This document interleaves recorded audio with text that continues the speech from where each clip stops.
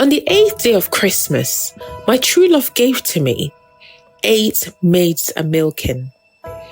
The blessed ones presented by Jesus at the Sermon on the Mount, otherwise known as the Beatitudes.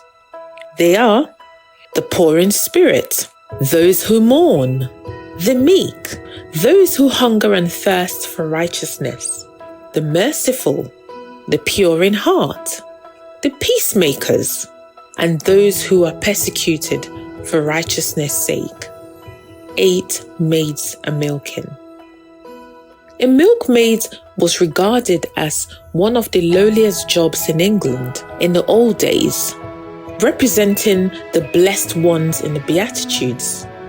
Jesus came to save not just the rich and famous, but also the poor and lowly. In actual fact, those who feel impoverished, deprived, and oppressed, regardless of their material possessions, are welcome in the kingdom of heaven, as long as they feel the need for a right relationship with God. 8 maids a milking. The word blessed comes from the root word mak, meaning large or long duration. It describes a complete and total fulfillment in life. Rather than a passing happiness or good fortune, it's an enduring state or condition that is unassailable.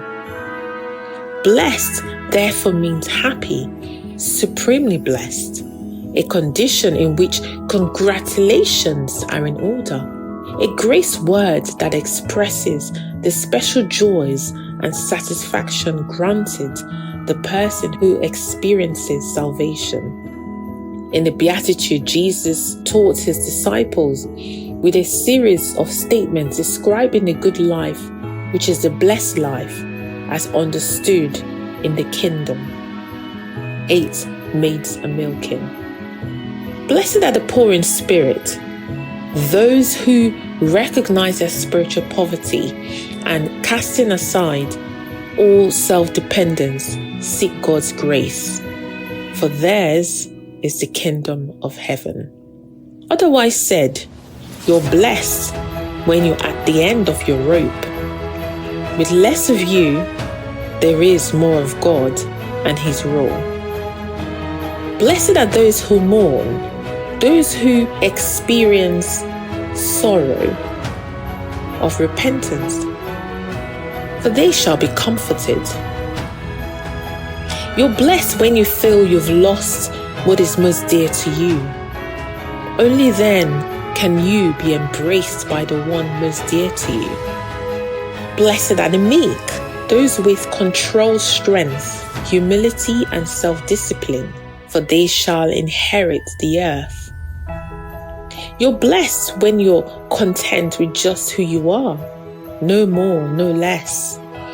That's the moment you find yourselves proud owners of everything that can't be bought. Blessed are those who hunger and thirst for righteousness, for they shall be filled. You're blessed when you've worked up a good appetite for God. He is food and drink in the best meal you'll ever have. Blessed are the merciful, the compassionate and sympathetic, giving charitable or philanthropic relief, for they shall obtain mercy. You're blessed when you care. At the moment of being careful, you find yourselves cared for. Blessed are the pure in heart, without blemish, clean and undefiled, for they shall see God. You're blessed when you get your inside world, your mind and your heart put right. Then you can see God in the outside world. Blessed are the peacemakers, following the footsteps of God the Father, the supreme peacemaker, for they shall be called the sons of God. You're blessed when you can show people how to cooperate instead of compete or fight. That's when you discover who you really are and your place in God's family. Peacemaking means going into the family business, the business of God's family. The final will and testament of Jesus was, "Peace I leave with you, my peace I give to you." Jesus came to bring peace, made peace through his blood on the cross, and calls us to be peacemakers. Peacemaking is the family business we all need to share.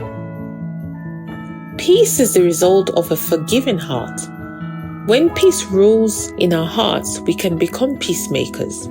In a world where people and groups are at odds, our calling is to actively seek to reconcile conflicts. We can listen to, love and care for people on both sides without taking sides, because we stand on the third side, on the side of peace. Blessed are those who are persecuted for righteousness' sake, those who are loyal to righteousness, for theirs is the kingdom of heaven. You're blessed when your commitment to God provokes persecution. The persecution drives you even deeper into God's kingdom. This Christmas, let's remember the poor, disadvantaged, and persecuted ones. How will Jesus have you reach out? 8 maids a milking, the 8 blessed ones on this 8th day of Christmas.